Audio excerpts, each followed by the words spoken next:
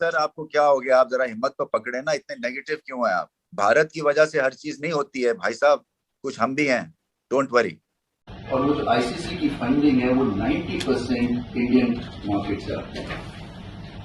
सो हमें एक तरह से इंडिया के बिजनेस हाउसेस पाकिस्तान क्रिकेट को चला रहे हैं। ठीक है, रमीज राजा साहब की अगर बात करें, कुछ टाइम पहले उन्होंने स्टेटमेंट दी कि भाई पाकिस्तान की क्रिकेट टीम इंडिया जाके वर्ल्ड कप नहीं खेलेगी, हम नहीं जाएंगे तो शायद वर्ल्ड कप नहीं हो पाएगा। मतलब इस तरीके से बड़ी बड़ी बातें की। और अब वही रमीज राजा साहब हैं जो कमेंट्री के लिए इंडिया जाने वाले हैं। भाईजान, पैसा इंसान से कुछ भी करवा देता है। एक साल पहले या कुछ महीने पहले यही रमीज राजा इंडिया के खिलाफ जो है वो फजूल बातें, इंडिया के खिलाफ जो बार्किंग कर रहे हैं, इंसल्ट कर रहे हैं इंडिया की बैठ के, और आज यही रमीज हसन राजा जो है वो इंडिया में कमेंट्री करने चला गया है। लेकिन रमीज राजा को आप देखिए कि रमीज राजा वीजा लेने के लिए कितना उतावला हो रहा है कमेंट्री करने के लिए। मेरे को कमेंट्री करनी है, अच्छा किसी को भी नहीं जाना, मैं जाऊंगा। देखें, पैसा बड़ा गंदा चीज होता है। देखें, पैसे सबको पसंद है, लेकिन पाकिस्तानियों को कुछ ज्यादा ही पसंद है। आपने रमीज राजा को किस तरह एक्सेप्ट कर लिया? इस रमीज राजा ने विराट कोहली के खिलाफ बातें की थी, इस रमीज राजा ने जो है वो बीसीसीआई के खिलाफ बातें की थी।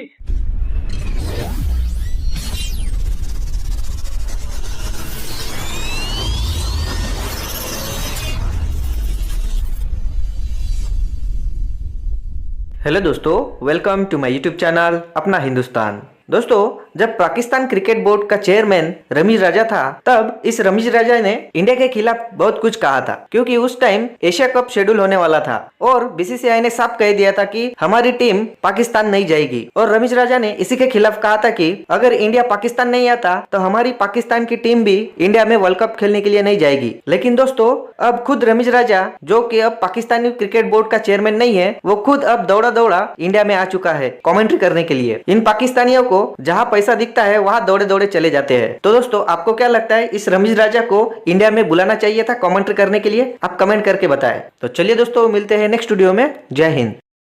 रमीज राजा, भाईजान, पैसा इंसान से कुछ भी करवा देता है। एक साल पहले या कुछ महीने पहले यही रमीज राजा इंडिया के खिलाफ जो है वो फजूल बातें, इंडिया के खिलाफ जो बार्किंग कर रहे हैं, इंसल्ट कर रहे हैं इंडिया की बैठ के, और आज यही रमीज हसन राजा जो है वो इंडिया में कमेंट्री करने चला गया है। बताता हूं आपको इसकी बातें, क्योंकि इस रमीज राजा को इंडिया ने एक्सेप्ट किस तरह कर लिया है। मेरा बीसीसीआई से क्वेश्चन है और मेरा अपने इंडियन फैंस से क्वेश्चन है, आपने रमीज राजा को किस तरह एक्सेप्ट कर लिया है? इस रमीज राजा ने विराट कोहली के खिलाफ बातें की थी, इस रमीज राजा ने जो है वो बीसीसीआई के खिलाफ बातें की थी, इस पूरे रमीज राजा ने पूरे इंडिया के खिलाफ बातें की थी। आपने रमीज राजा को किस तरह एक्सेप्ट किया? ये बात मैं आपसे पूछ रहा हूं एज अ पाकिस्तानी। मैं चीजें लेकर आया हूं, रमीज राजा को पूरा एक्सपोज करूंगा कि ये क्या क्या बयान देता रहा इंडिया के अगेंस्ट, और अब ये इंडिया के जो है वो इंडिया के बारे में जो है वो क्या बातें कर रहा है, क्योंकि अब ये पाकिस्तान टीम के अगेंस्ट हो गया ना। आज इसी के कुछ स्टेटमेंट निकल गए हैं जिसमें इसने बोल दिया है कि जी पाकिस्तान टीम ये और इंडियन टीम ये है। मतलब रमीज राजा ने यू टर्न ले लिया। बताता हूं कि क्या यू टर्न लिया। एक्सपोज करने लगा हूं रमीज राजा को। रमीज राजा जो कि पाकिस्तान क्रिकेट बोर्ड के चेयरमैन भी रह चुके हैं, इससे पहले कमेंटेटर थे, फिर चेयरमैन बने। चेयरमैन ये जब बंदा था, इसने क्या क्या बातें की, सबसे पहले बताता हूं।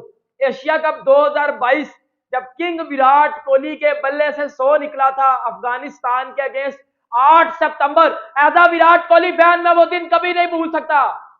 8 सितंबर को मेरे किंग कोहली के बल्ले से 100 निकला था, 122 उसने मारा था। इस रमीज राजा ने पता क्या बात की थी उसके बाद?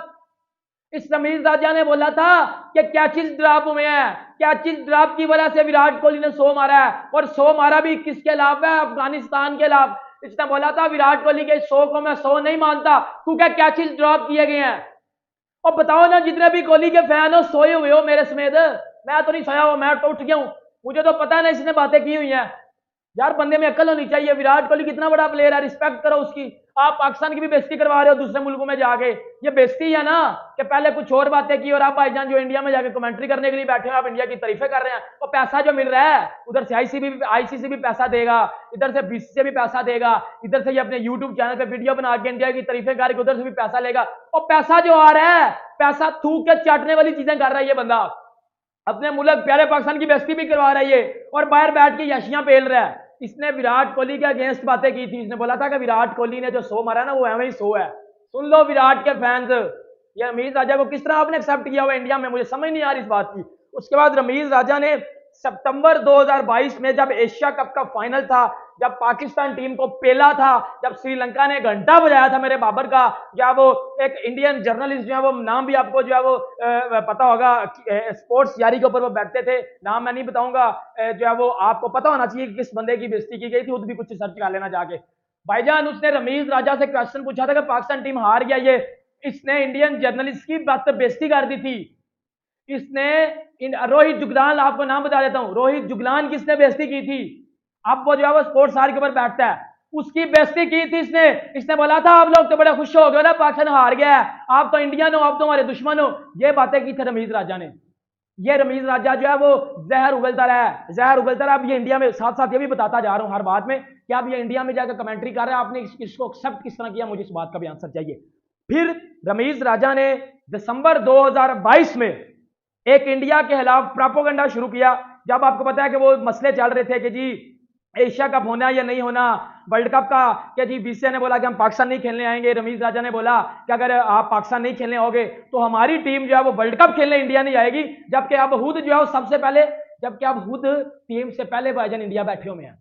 उस दिन ये कह रहा था कि जी पाकिस्तान टीम नहीं जाएगी इंडिया, अगर इंडिया नहीं आया ना, इंडिया बड़ा फने रह गया है, इंडिया को ये कर देंगे, हर बात इंडिया की नहीं चलेगी। इसने बड़ी ज्यादा फजूल बातें की थी, और फजूल बातें की थी रमीज राजा ने उस दिन।